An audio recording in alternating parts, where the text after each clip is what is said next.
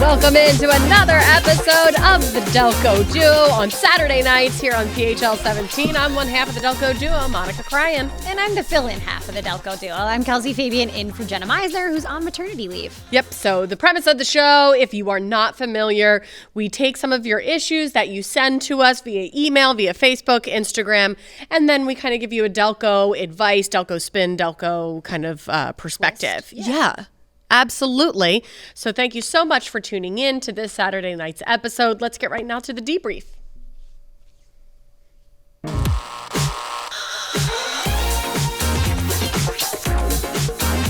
If you missed last week, it was my birthday. And 4th of July. And the 4th of July. The Big celebration. Huge celebration because I felt like people just saw 4th of July was on a Tuesday and they said, great, I'm taking off all week. Yes. Everything was a ghost town back at home. Everyone went down the shore. The shore was packed. The beaches were packed. And I went home early because I had to work the next day after July 4th. So Delco was an actual ghost town. It was the best drive home I've ever had from the shore. It took us an hour and a half. On the 4th, right? Yeah. Everybody was laughing at us. Everyone is staying down there to see the fireworks and all the festivities, and you were leaving. Everyone thinks they're laughing at me. They're like, ha ha, you have to go home on July 4th. And I was like, oh my gosh, this drive is amazing. I will always head back on a holiday now. It was great. Yeah, I mean, smooth sailing. It took me door to door, hour and a half. It usually takes 2 hours. That is amazing.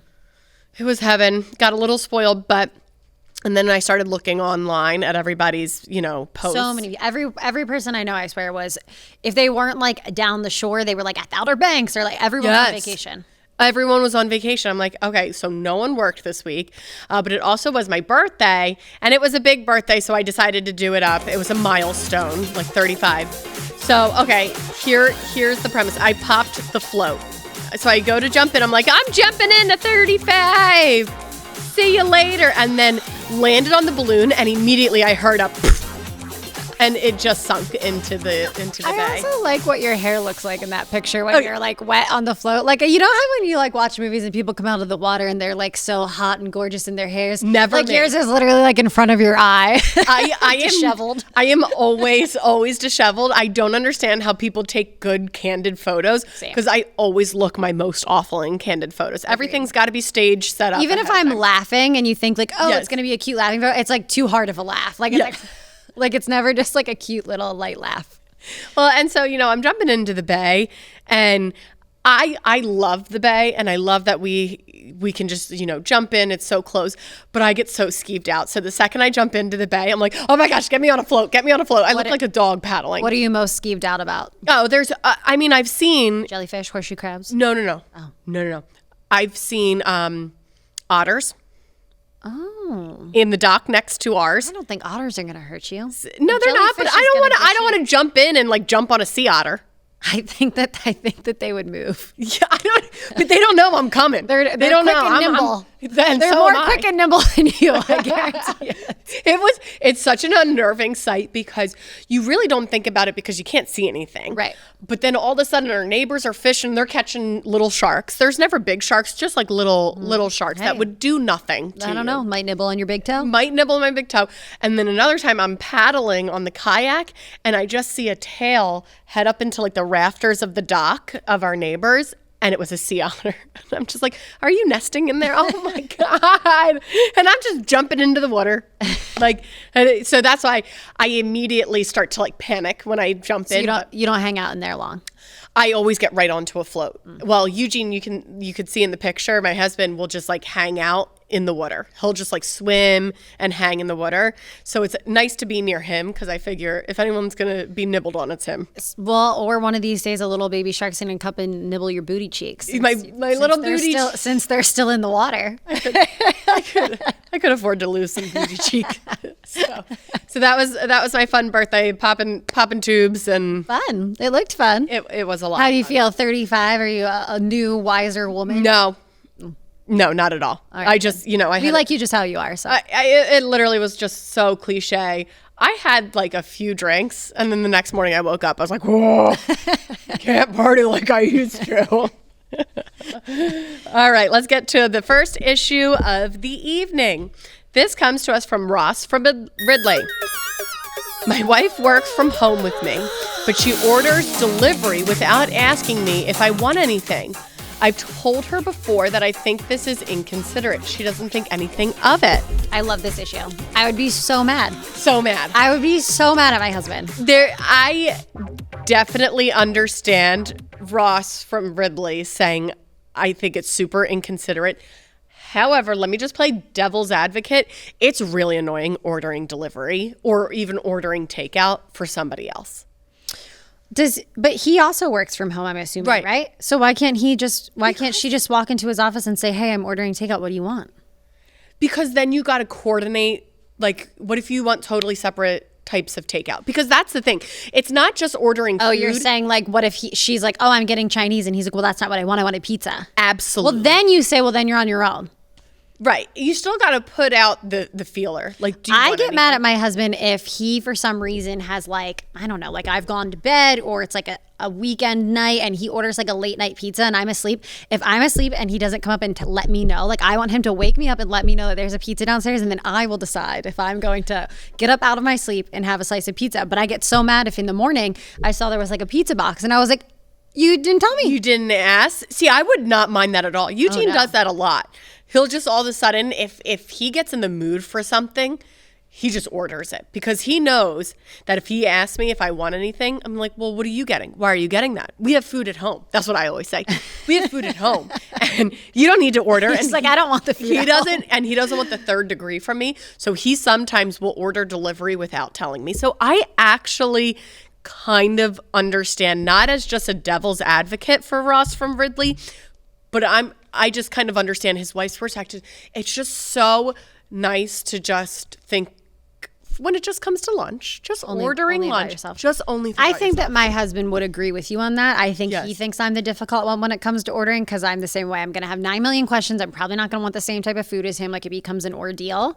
But I still want you to ask me. But then the problem is, you know, when Eugene orders his own thing and I'm not hungry, fine. Don't care. You know, you do what you want. You're your own person.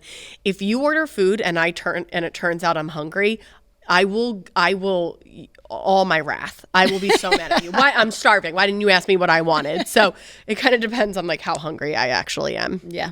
All right. Thanks so much, Ross from Ridley, for submitting that one. Next up, we have a topic, and this is city living or city growing up versus small town. Small town. I get it. Grew up in a small town, lived in a big city. So we've got a good advice for you. Stay with us.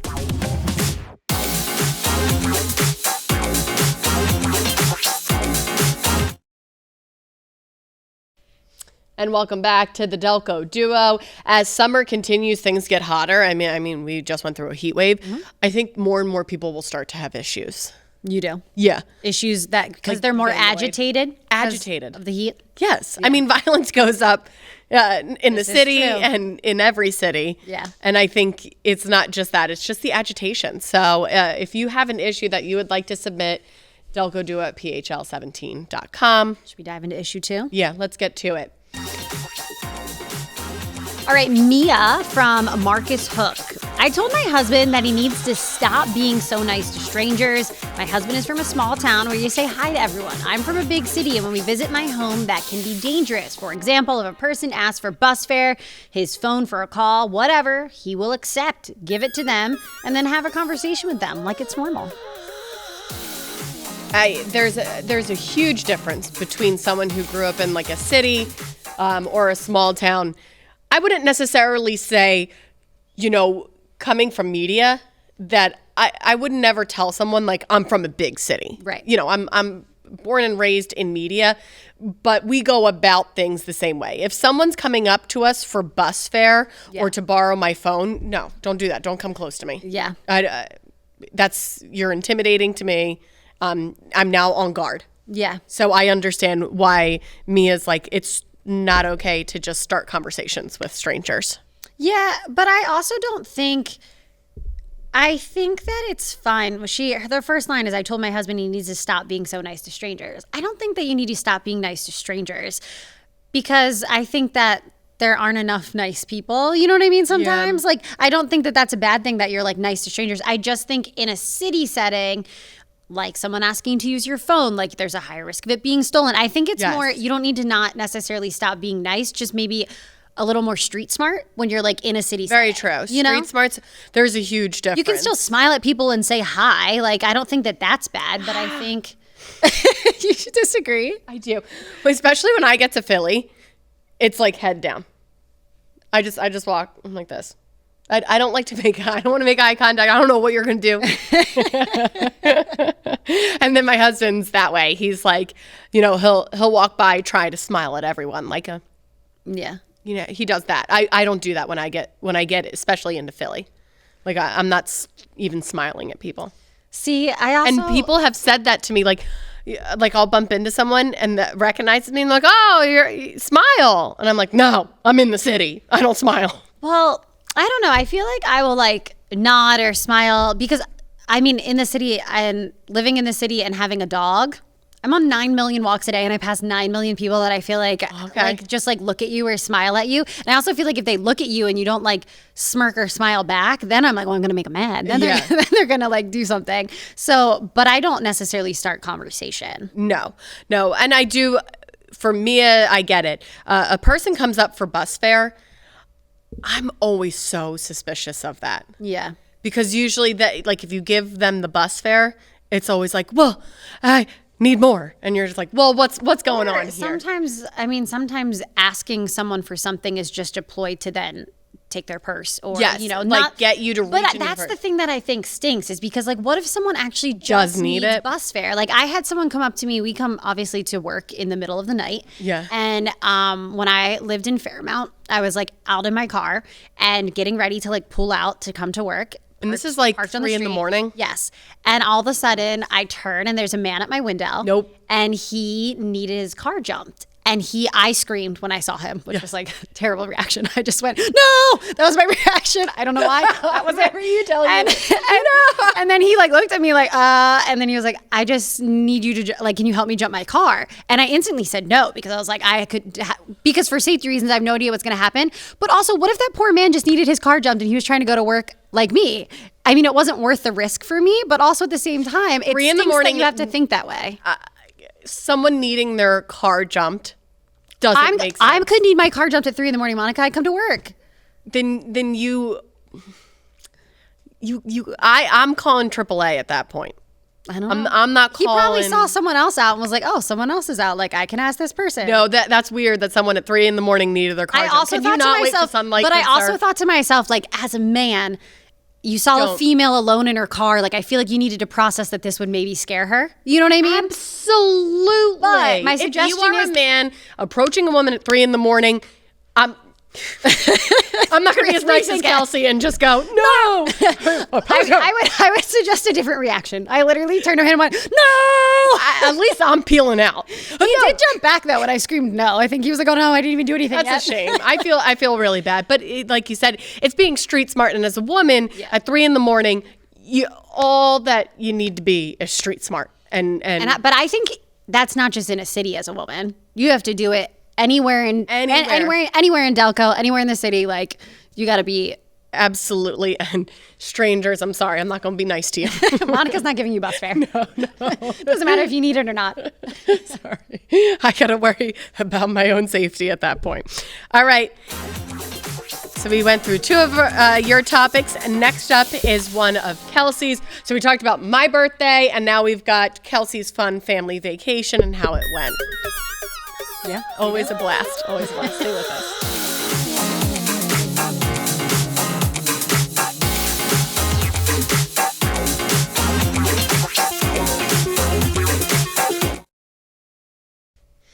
And welcome back to the Delco Duo. Just real quick, it was so funny because when we were talking about, safety and sometimes women being street smart and just, so I always think it's so funny when my dad a lot of times has always been the one to pull over onto the side of the highway if someone needs help with like their car. Yeah. He'll always pull off and like offer. I call him Delco Batman because he just will roll around Delco and like just help anyone on the side of the road that needs it.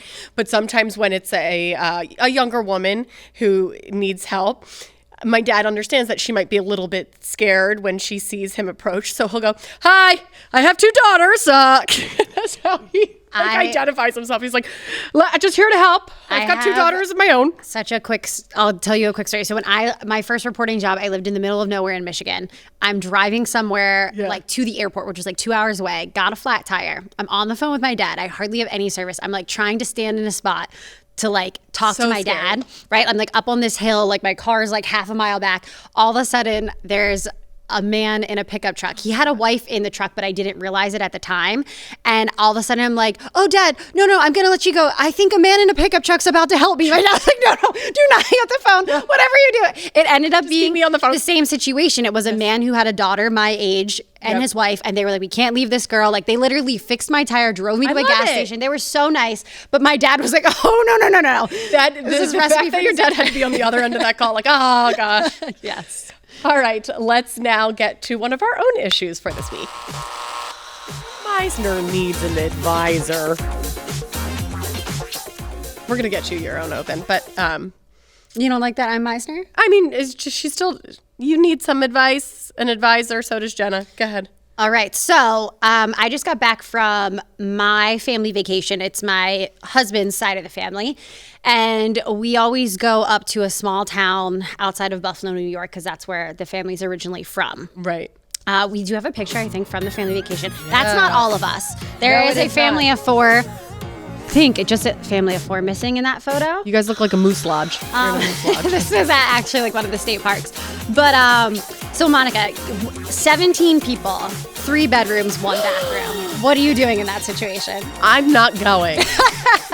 So people are always mindful, and my husband's going to kill me for giving all this juice out here. But so the family vacation is everyone goes back to the grandma's original house, right? Which is so sweet. Right, and the grandma is no longer alive, but the family keeps the house. It's like a lake vacation. But the family, since originally doing this, has expanded. Everyone's gotten married. Everyone's had kids, for the most part, children. So now it's a 3-bedroom house with 1 bathroom, and 17 of us cram into this house. The funniest part is although it is so fun and I love it, and you get to spend like so much quality time with everyone, the funny thing to me is that I think no one thinks it's weird unless you've married into the family. Like all the people, they grew up doing it, right? So to them, it's like normal. But I'm always like, at what point do we realize that we don't all fit in this house anymore? 17 people in a 3-bedroom. It's not even the 3-bedroom. It's the 1 bath. I remember I said to Jenna, I don't know, one of the times when I was leaving to go on that trip, and when I had mentioned that there was 1 bathroom, I had never really thought about how disastrous that could be. And Jenna goes, "Well, hope no one gets food poisoning." And I was like, "Oh my God, you're right." One person, let alone you all eat something wrong. I mean, then you have the mass exodus. It is like, when do people realize? And I think there's going to be a breaking point. It's going to be when others start to have kids, and now all of a sudden. But see, that's the thing. So like those of us who don't have kids, we don't get a bedroom, right? The people with kids get a bedroom because everyone piles in. Like there's like a husband and wife who have 3 little boys. They all get 1 bedroom together. So I think what happens is like, by the time some of the rest of us have kids, those kids are old enough that they get now pushed to like where I sleep. I sleep on a family room couch. Oh, you know what I mean? So I think everyone will just keep shuffling. Maybe or maybe not.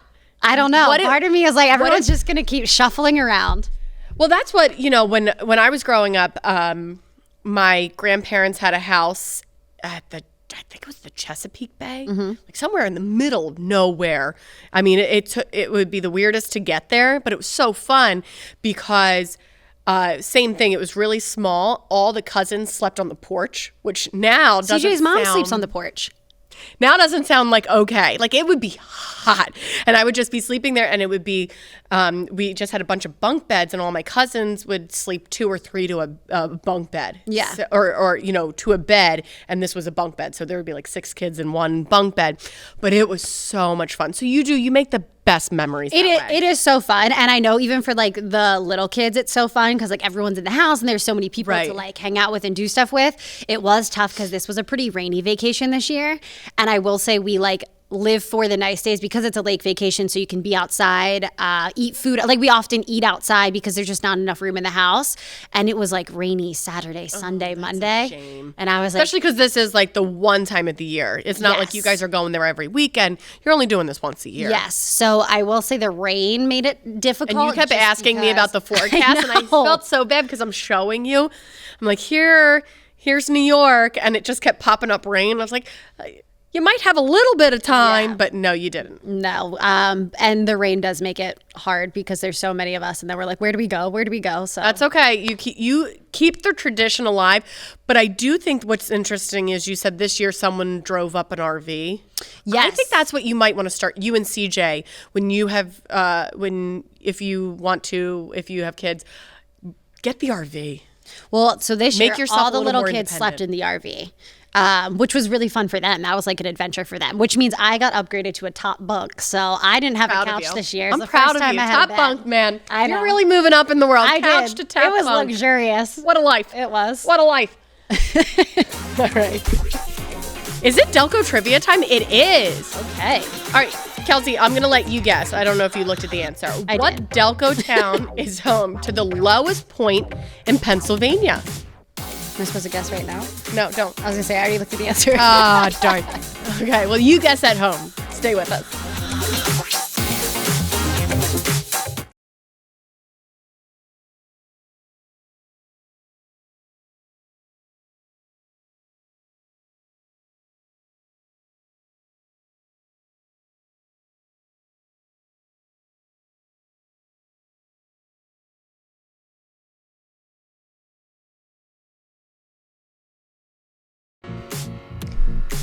If you do like some kind of thinking and longitudinal, latitudinal elevation kind of thing. Wow, where are you going with this? What Delco town is home to the lowest point in all of Pennsylvania? And you think about it, it's not that hard. The answer is Marcus Hook, the Delaware River sea level. So Marcus Hook is very low because it's at sea level, basically, with the Delaware River. And then it says with its highest point of elevation measuring just 500 feet. Right. Wow. That's a fun little fact. Delaware County. Right. Sorry, Delaware County. I was going to say 500 feet is really high. Sorry, Delaware County itself is close to sea level. The highest point of Delaware County measuring 500 feet. And can you guess where the highest point is? So like if you think about it, geographically, Delaware County, obviously, like we just said, the whole county itself is very low. And then you get, eastward closest to the Delaware River, especially Marcus Hook, which is west. No, wait, really, really south and east. But where in Delaware County would you think would be the highest then? I don't know. I'm also really So the most east is where it's the lowest. So the most west. Which is? Radnor has the highest elevation. I was going to guess Ardmore because I know part of it's obviously not Delco, but right. But Radnor, the highest elevation is like 500 feet, which is like nothing. When you consider like what Denver is, yeah, like Delco, man, is like sinking. Your ears aren't going to pop when you go through Radnor. And at first, right? No, not at all.